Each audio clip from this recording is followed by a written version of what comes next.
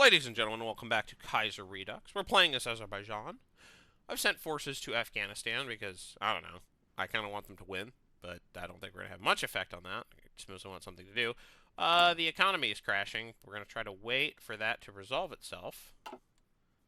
At least until we get to the ability to choose a new focus. So, 3 days. We're going to try to hold Peshawar, end of Newfoundland or democracy. The Dominion of Newfoundland, the first Dominion of the British Empire, has also become the first Dominion to lose its self-governing status. After a debilitating economic crisis only worsened after Black Monday, Newfoundland has now been reduced to a crown colony managed by a Canadian-appointed commission of government. The effective end of Newfoundlander democracy is seen as a grim sign for democracy in the wider Entente as revanchist sentiments grow. Despite this, the end of responsible government was a mutually agreed conclusion by all facets of Newfoundlander political scene, even those on the left wing. I didn't even know they were a country? Yes, indeed. Newfoundland briefly, not briefly, but independent. Okay, so now I'll save us from the worst effects. Forces arriving there. Okay. Convene an extraordinary meeting of the EMK. Established in 1919. The Imiti Mubadilesi Committee Sign-In or Commodity Exchange Committee serves as the interdepartmental advisory and some case decision-making body that is engaged in the import of goods necessary for Azerbaijan from foreign countries, as well as the export of oil and petroleum products. Representatives of a number of state and public organizations, including the Ministry of Trade, Industry, and Food, the Ministry of Finance, and the Ministry of Agriculture and State Property, and the Ministry of Communications, the Ministry of State Control, as well as representatives of the Congress, the Council of Oil Producers, and the Baku City Administration are included in the committee, a much-needed institution that ensured prosperity through the 1920s and 1930s. Now, government thinks that it is the committee that should work out the most necessary decision considering our economy in the harsh times. There's some grammar that's not quite right there, but I understand what it's talking about. Get the committee together, try to solve these problems.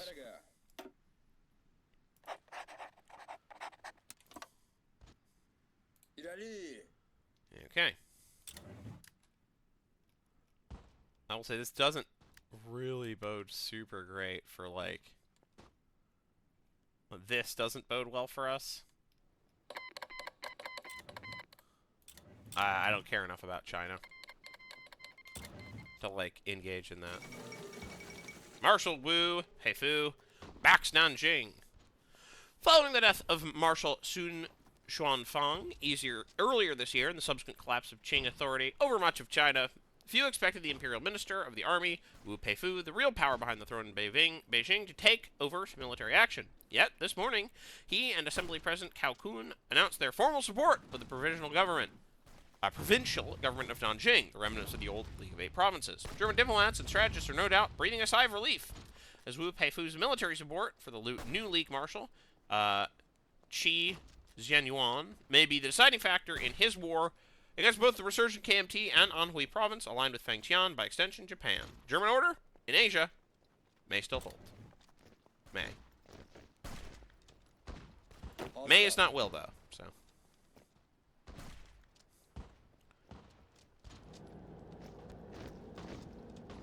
Oh boy. Uh-oh, that's not good.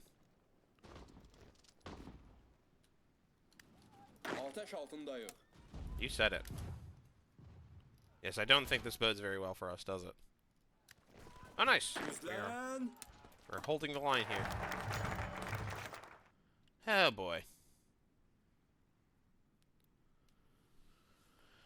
Okay, meeting of the Commodity Exchange Commission. Today, for the first time in 3 long years, the Commodity Exchange Commission has convened. This is a special advisory body responsible for both the importation of essential goods into Azerbaijan from abroad and the exportation of oil and oil products. The representatives of several state and public organizations, including the Ministry of Trade, Industry, Food, Finance, Agriculture and State Property, Communication, State Control, as well as members of the Congress of Oil Producers and the Baku City Administration, who are part of the committee, are tasked with determining the course of action regarding the current economic situation. Certain experts propose that until market reaches a state of equilibrium, it would be prudent to curtail our oil production and exports abroad to preserve prices for domestic consumers and mitigate costs. Conversely, another segment of experts maintains the optimal course of action would be implement import tariffs, which would generate additional revenue for the national budget. We could curtail fuel export, which modifies German investments by reducing them, or we can improve import tariffs. So really, this is a question of who are we siding with? Are we siding with Berlin? Or are we nationalizing? Or are we doing something else?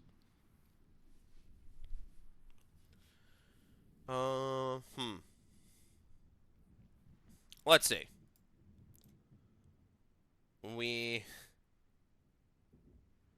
Let's see. We could conceivably ally ourselves with the Ruskies. We don't know whether or not the Ruskies are going to be valid for that. You know. Protectionism, trade. Ooh, iron ore. Expand the oil fields. Yeah, alright, we can get all this stuff. So...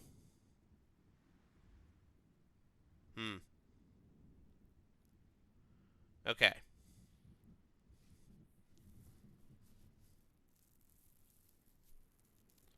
Yeah. I think it's probably we want to go down the let's nationalize route. For simply the reason of I like having independence. That seems good. Let's see. So we are going to curtail oil exports. And then we're going to see what happens.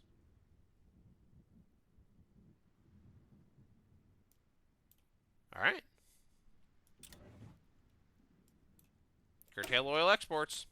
The EMK has decided that in order to save oil prices, whoa, we'll get to that, for domestic market, as well as curtail our expenses, it's imperative for us to suspend some of our oil exports until the market stabilizes.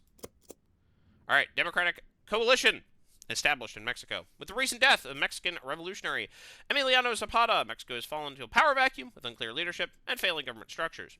While the most ardently loyal members of the government had filled faith in the swift recovery, the passing of the freedom fighter has shown Mexico that the syndicalist-inspired democratic government would need serious reform if it were to continue. In the midst of Zapata's fatal shooting in the streets of Mexico City, a coalition of Democratic Party has decided to compromise in an attempt to rein in the violence that plagues the country and move onwards towards stability. Mexican democracy lives on, it seems. Good for them. Anyways, meanwhile, we're chilling in Peshawar. You said it?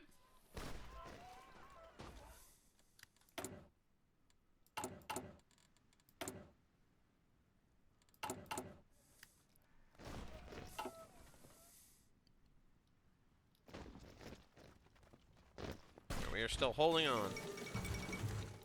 Oh, death of Pius the... I think that's the 11th or 9th. Anyways. They're choosing a new pope. That's one of the ones that always comes up. I've been trying to read these out because I might as well.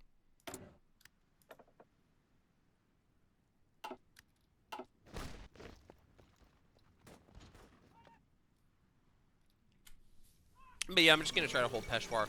Agricultural crisis strikes Ukraine.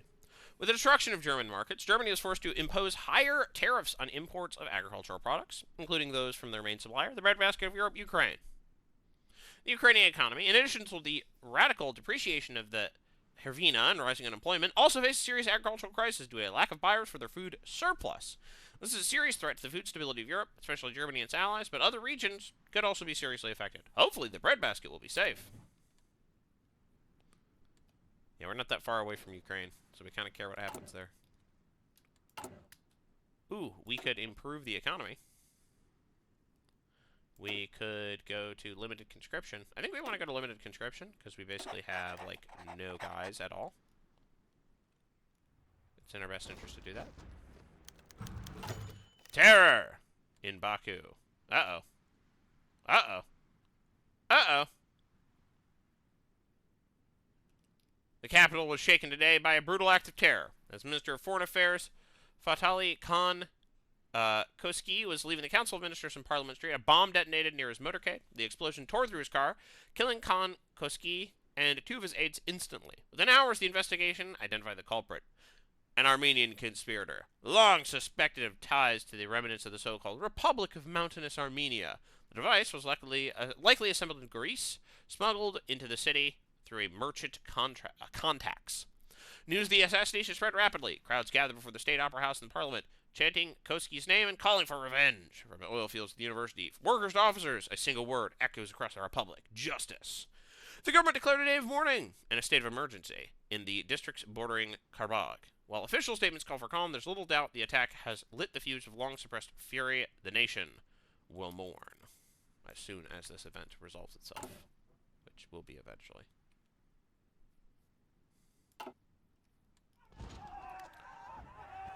We could attack along with the forces here.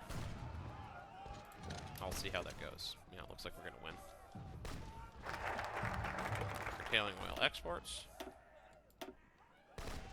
We could assist the farmers. We could fight inflation and balance the budget. It's probably in our best interest to fight inflation. Controlling inflation, which implies a steep increase in the cost of everything, will substantially enhance public confidence in the government and also alleviate the debt burden for both Azerbaijanis and for our commercial banks. So, like, the thing is that in the economic crisis that's being simulated here, I don't really see where inflation would be a problem. Like, I think that I've seen this as sort of a thing in confusion in other events. Is that if you're trying to simulate a Great Depression style demand side crash, where, like, people aren't buying enough goods, inflation is actually the opposite of the problem. That is a deflationary spiral, not an inflationary one. And, like, I don't want to be like, this is total nonsense, because I'm not that confident in my conclusion there. But I just, like, usually inflation is caused by demand outstripping supply in a serious way. I just don't really know how that would happen in the case of a crisis like this. Usually it's the other way around. But, I don't know. Like, it's not necessarily true for, like, I don't know if that's true for, like, a small oil-producing nation. That might actually, even, like, it's deflationary in places like the United States or in, like, Germany. But that might not be the case in... Alright, Pius XII is elected as new pope. Might not be the case in Azerbaijan. Because we're, like, wholly dependent on oil exports. And if we're not exporting any oil, then we might not be able to import things, which might lead to scarcity. Anyways, Pius XII selected as new pope. Catholic faithful in Rome breathed a sigh of relief at the Sistine Chapel's chimney, billowed forth white smoke, signifying the election of a new pope. Short time later, it was announced that the pious and popular Eugenio Cardinal Pacelli has become His Holiness Pope Pius XII, leader of the Catholic Church and head of the state of the Papal State. It's anticipated he will continue the policy of his predecessor, whose pontifical name he has taken. Good luck, Your Holiness. It's just like the most boring possible option. I don't know. He's an authoritarian, so.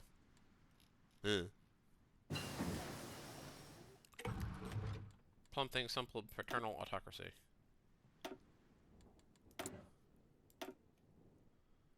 We could go mechanical computing, or we could get better guns. I think we probably want better guns before we get mechanical computing. That seems kind of important.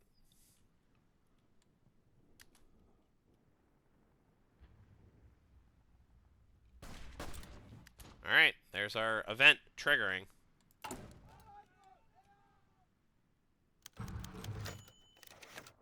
Okay. The Karabakh question. The government has concluded its investigation into the killing of Minister Khan Koski. Evidence gathered by the Ministry of Internal Affairs and the gendarme confirms what many feared. The attack was coordinated from insurgent-held territories of Karabakh and Zangezur, where Armenian guerrilla formations continue to operate under the banners of so-called Republic of Mountainous Armenia. In an emergency session of the cabinet, Prime Minister Rashid Ankundzad declared that the patience of the Republic has its limits.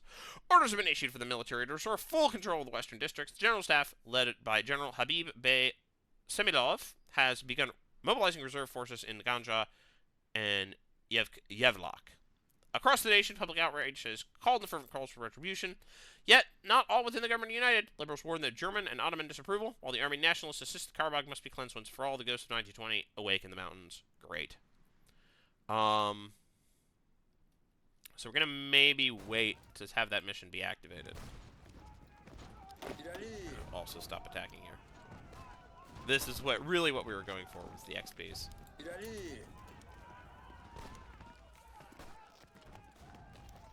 We want those execution points.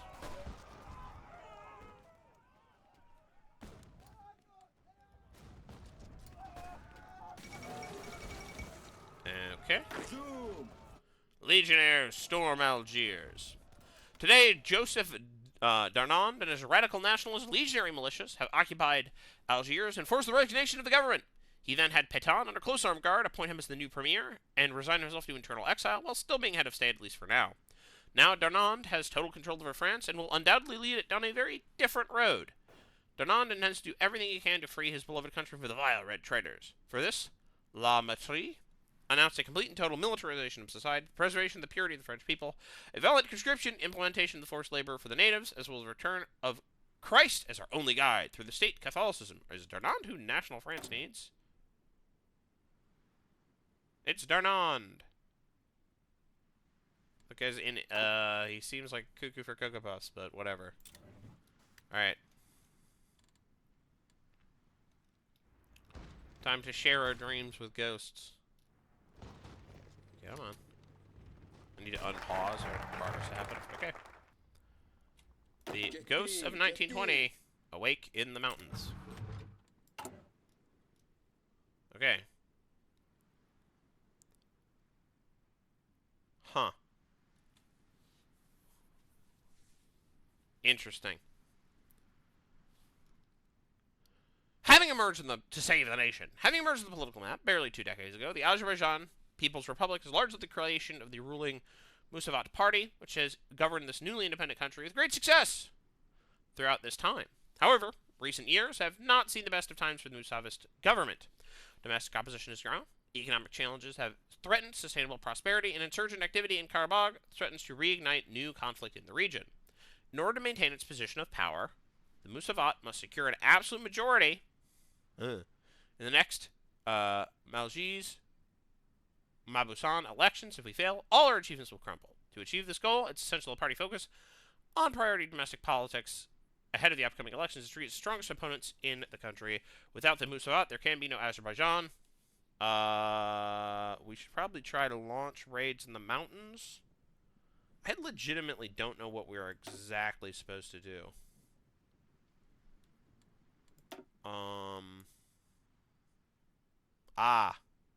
Okay. We want to... These are market liberals. We want to increase the popularity, I guess, of our party. I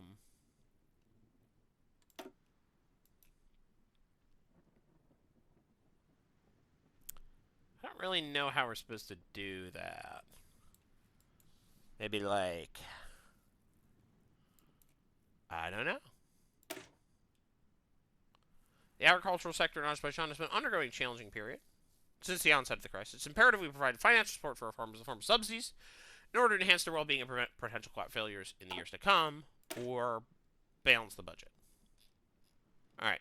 State coffers are bleeding due to a multitude of cuts, subsidies, imported loans, and debts of dozens of government agencies, all of which are suffocating the nascent Azerbaijani currency. Each fiscal year concludes with the deficit slipping unnoticed from one administration to the next. However, the era of excuses is drawing to a close. The Ministry of Finance is set to implement austerity measures across all government levels. Military acquisitions, municipal subsidies, and even cultural initiatives will be scaled back. Salaries will remain stagnant, taxes will be increased, and redundant entities will be dismantled. Is that good? Probably not what we need, but whatever. I'm going to keep trying to hold Peshawar.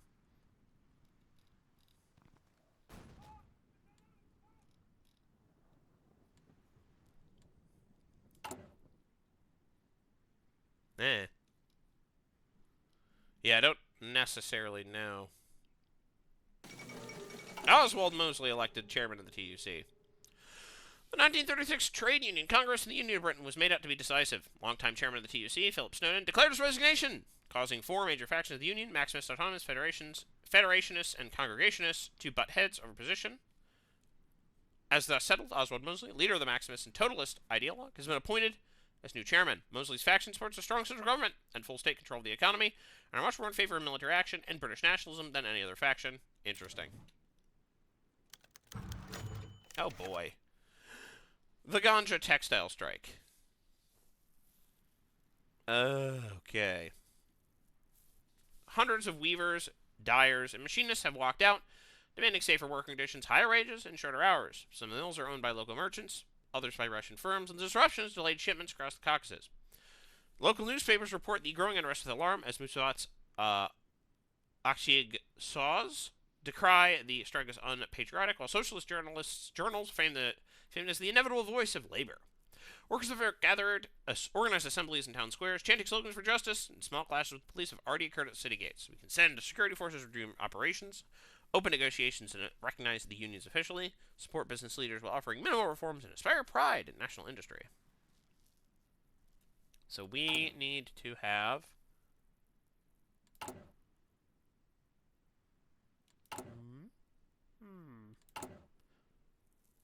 We want to boost... This is market liberalism, if we want the market liberals to be successful. I think it's probably in our best interest to, like, open negotiations and recognize the unions officially. Let's negotiate a conclusion of that. I don't know whether that's good. I don't know whether we want that. This won't last very long. Either way, I will see you in the next episode as the crisis in Azerbaijan continues. Goodbye.